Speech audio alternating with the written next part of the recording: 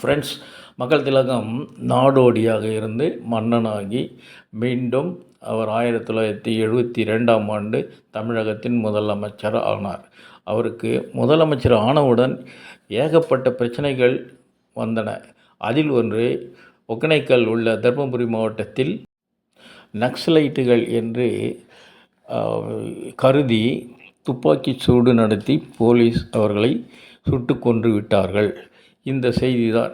ஆனால் பொதுமக்கள் இவர்கள் நக்சலைட் இல்லை, எங்களுடைய சொந்தக்காரங்க கூட இருக்கிறவங்க அப்படின்னு சொல்லி போராட்டம்லாம் பண்ணிகிட்ருக்காங்க.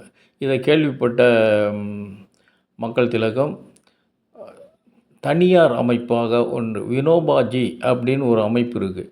அந்த அமைப்பில் ஒரு சிலர் நல்ல ரகசியமாக போலீஸ் செய்யக்கூடிய உளவுத்துறை வேலையை இவர்களை அனுப்பி, இவர்கள் சாந்த ஸ்ரூபிகள், அதாவது அகிம்சைவாதிகள், இவர்களை அனுப்பி விசாரிக்க சொன்னார்கள். நடுநிலைமையாளர்கள் அதோடு நின்றுவிடவில்லை, கிளம்ப சொன்னார். எங்கே? தர்மபுரிக்கு பாதிக்கப்பட்ட இடங்களை பார்வையிட்டு அவர்களுக்கு ஆறுதல் சொல்வதற்கு. சாத்தியமா என்று ஐஏஎஸ்லாம் கேட்கும்போது, எல்லாம் சாத்தியம்தான், கிளம்புங்க அப்படின்ட்டு அவங்க கிளம்பி போய் சொல்லியிருக்கிறார். இந்த செய்தி மக்களிடையே காட்டுத்தீ போல் பரவி எல்லோரும் அவருக்காக காத்து கொண்டு இருக்கிறார். கூட்டத்தினர் அதிகமாக இருந்ததால் கட்டுப்படுத்த போலீஸார் திணறிக் கொண்டு இருந்தார்கள். இருந்தாலும் ஒரு வழியாக சமாளித்து அவர்களுடைய குறைகளை கேட்டறிந்தார். ஒவ்வொருவராக பாதிக்கப்பட்டவர்கள் ஏராளமாக இருந்ததால் மாலை வந்துவிட்டது.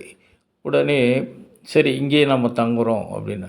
ஐயா, நாங்கள் எதுவுமே எடுத்துகிட்டு வரல, நீங்கள் என்னன்னு சொல்கிறது புரியுது, ஆனால் நீங்கள் ரூமுக்கு போய் பாருங்கள், உங்களுக்கு வேண்டியது அனைத்தும் தயாராக இருக்கும், உணவு முதற்கொண்டு உங்களுக்கு தேவையானது அனைத்துமே இருக்குது, போய் பாருங்கள் அப்படின்னு சொல்லிட்டு அவர் அங்கே தங்கிடுறார். மறுநாள் காலையில் எல்லோரையும் அழைத்து அவருடைய விஷயங்கள், பாதிக்கப்பட்டவர்களை விசாரிக்கிறார், அவர்களுக்கு ஆறுதல் கூறுகிறார். மருத்துவமனையோ அல்லது நேரிலோ வரவழைத்து அவர்கிட்ட பேசி முடிவெடுக்கிறார். பாதிக்கப்பட்டவர்களுக்கு அரசு சார்பில் உதவித்தொகையெல்லாம் வழங்குகிறார்.